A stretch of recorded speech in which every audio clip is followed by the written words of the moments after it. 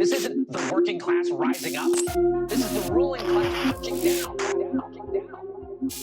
My game's bigger than your game. First rule of gladiator school, bro. Don't punch down. Charging into a goblin's nest.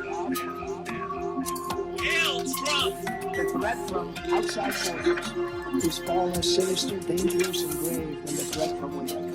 Control your own body. We will root out the communists, Marxists, fascists, and the radical left thugs that live like vermin within the confines of our country. We can fight the entire grinding system. Nobody can. But together, everybody can. I did nothing wrong. Welcome to the Did Nothing Wrong podcast, where we cut through the noise and help you make sense of the chaotic information space around us. I'm Griff Somke. This dictator thing is snowballing. There's a coup happening right now.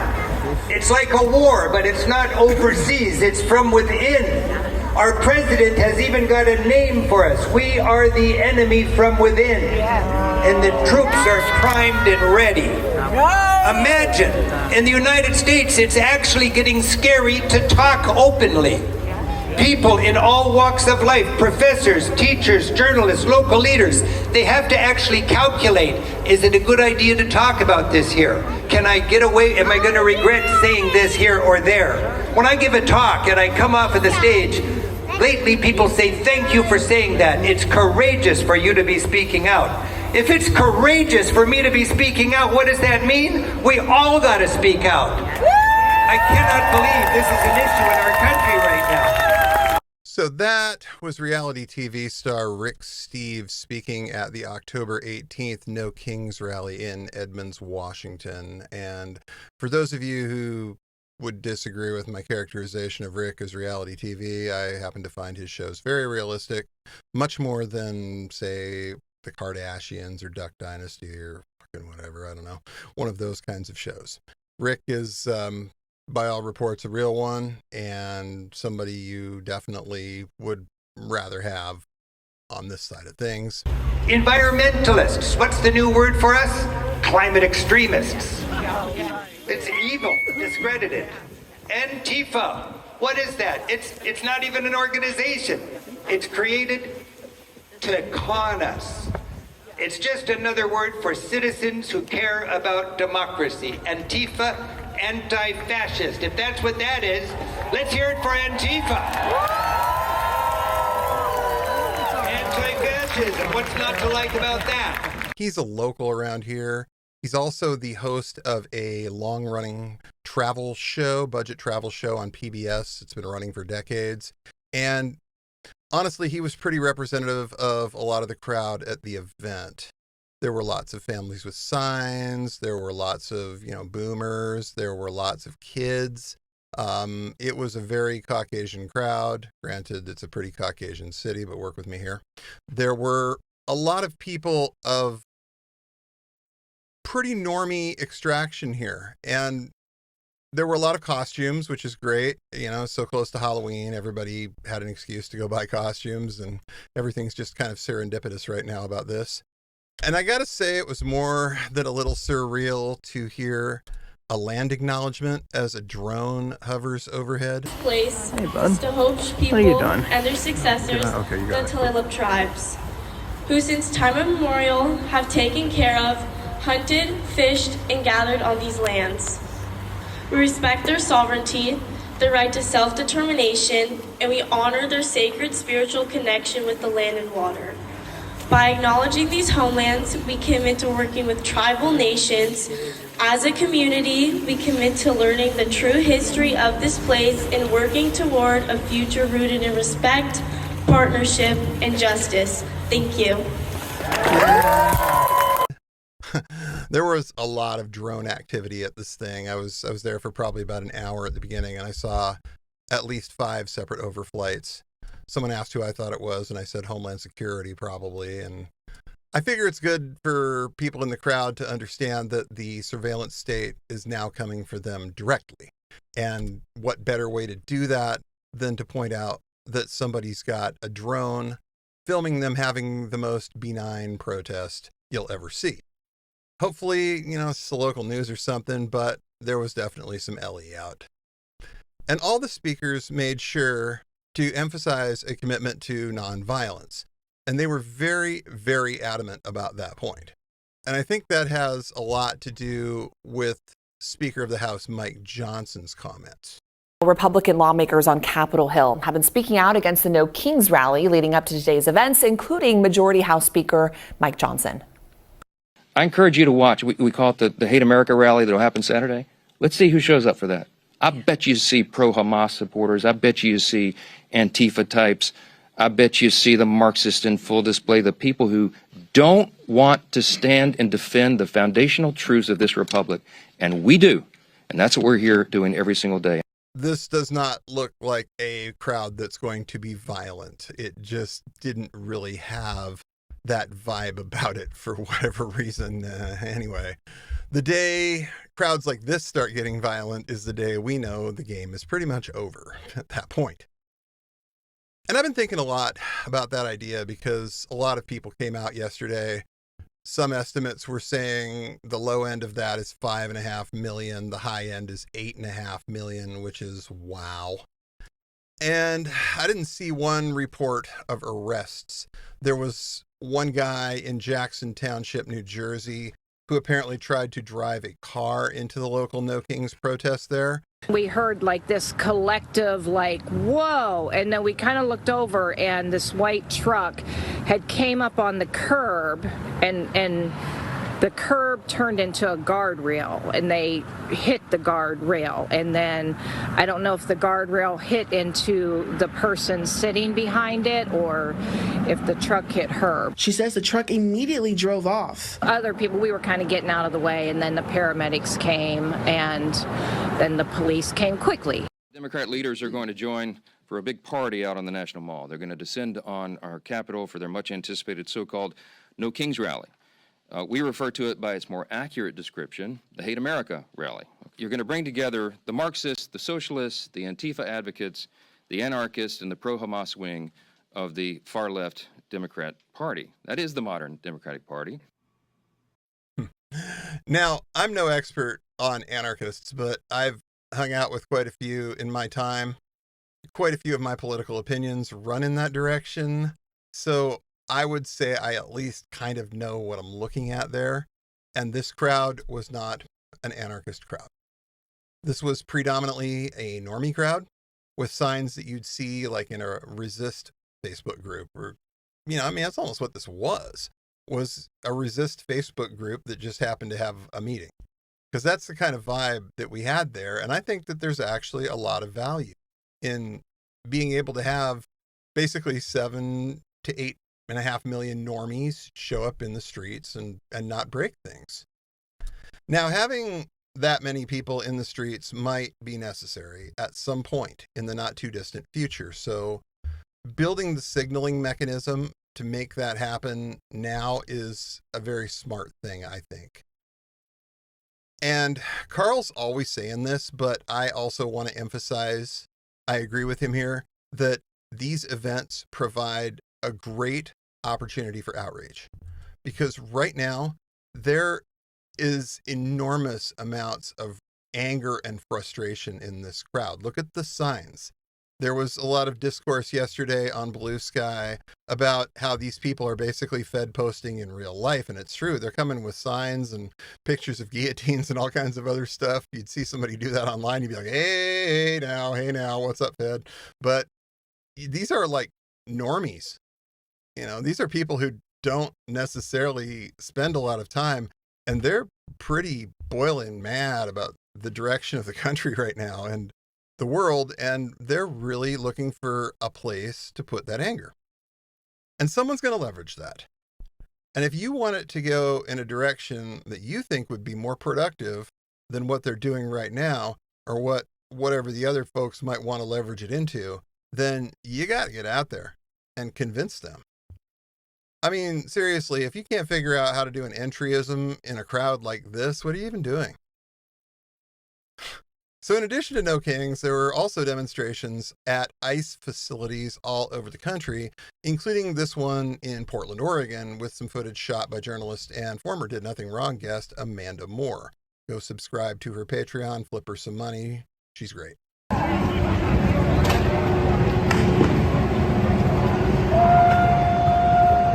So right now, we've essentially got two separate protest movements, the way I see this.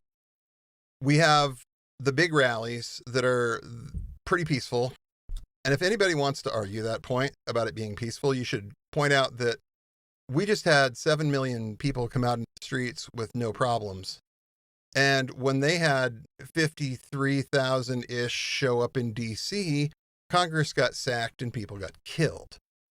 And I think I would lean into this if I was trying to argue this point, because I think on that side, the optics matter. And I think this is the thing we want to emphasize, not just that our protests are peaceful and theirs aren't, and that if not for Trump and his pardons, they'd all still be sitting in jail for what they did, as they richly deserve. And every time they mention people on this side being violent, I would just go to that footage.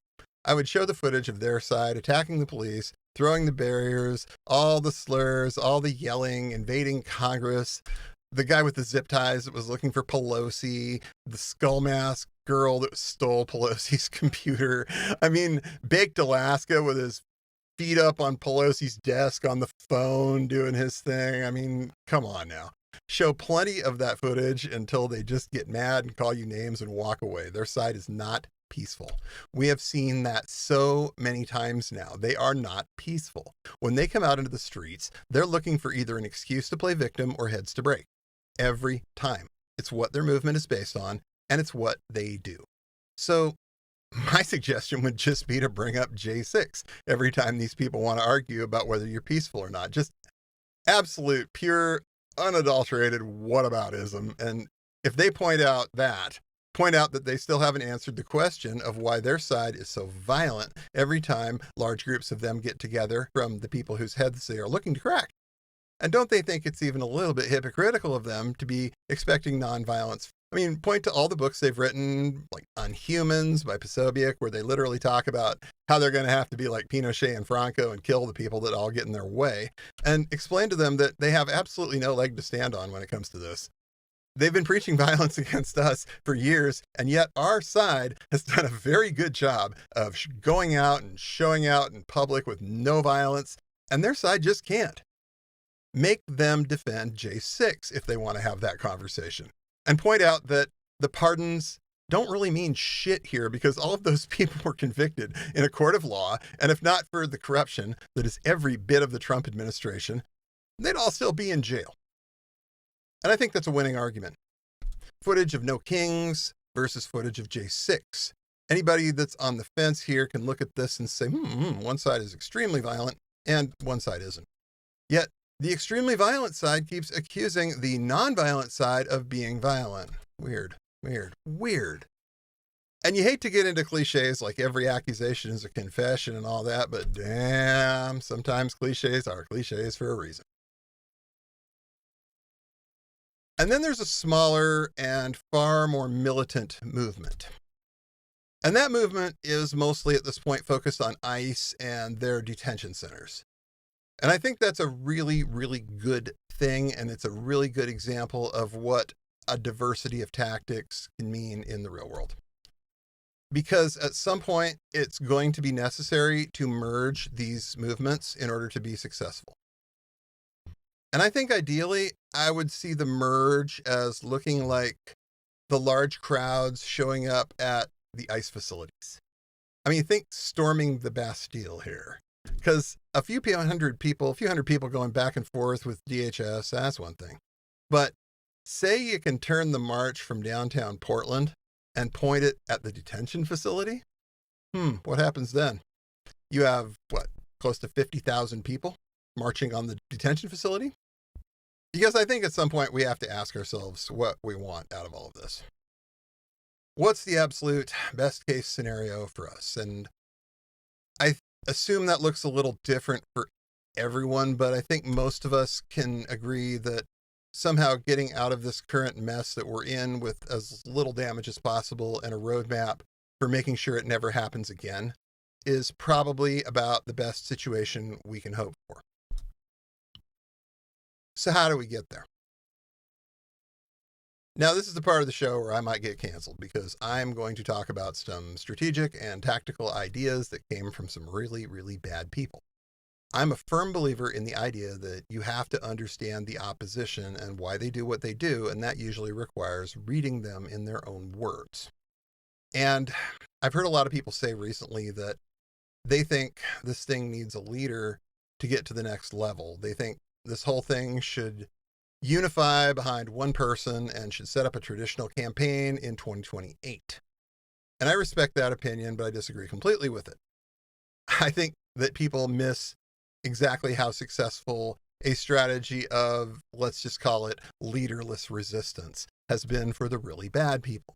They have been able to keep going despite arrests and neutralization of their leadership because they don't report up to a boss in a leader in the same sense. Everybody knows the big picture goal, and everyone's working towards achieving that big picture goal using whatever means they think best. And that way, whenever somebody ends up inevitably getting arrested or otherwise neutralized, everyone else in the group can disavow and move on with nothing lost really but a cell. The leader is the person who plans the next action, when everybody's free to support that or not, depending on their circumstances and their individual read on the situation. And this also has the effect of cutting down on the gatekeeping that goes on for these kinds of things and getting some of the voices and ideas heard that a lot of the time have a harder time being heard in a more structured top-down organization. I also think this shouldn't be anyone's personal army. We need to get away from that dynamic, the savior dynamic in politics, as fast as we can. And we should keep this on the biggest possible picture, in my opinion, because it allows us to keep the highest number of people on side and ready. This is not and should not be a stalking horse for the Gavin Newsom campaign or for the J.D. Pritzker campaign or for anybody's campaign, nor should it be. There is a guy named Ross on Blue Sky, the abbot of Unreason. I've had him on the broadcast. It was a lot of fun. He's got a pretty great read on stuff most of the time, and he's yesterday looking at most of this as a show of force, and I think I agree with that. Even if the whole group doesn't necessarily agree on very much beyond the idea of limiting the harm that can be done from this current administration and making sure this can never happen again. I mean, at least we all agree on that, right? And if we were to make that the big picture aim/goal of No Kings, with an agreement, informal or not, that we just agree to disagree on everything else, anything else until a later date, I think that would actually serve us pretty well. No Kings as the emergency red line response, and we can gradually broaden the definition of emergency. And that happens until we have the capacity to put millions of people out into the streets on extremely short notice with a narrative of this only happens when the people's rights have been egregiously violated. But this is what happens when the people's rights have been egregiously violated. Put them on notice that we're all going to be out there in numbers way too big to suppress and we'll be peaceful but unyielding. Make them account for these massive national protests that they are simply incapable of shutting down because they don't have the manpower to do it. And I think the best way to keep that capability is to avoid narrowing it down as much as possible. Keep this as a nuclear option with the implied notion that it could actually escalate if necessary. Because this is an incredibly powerful tool and they fear it.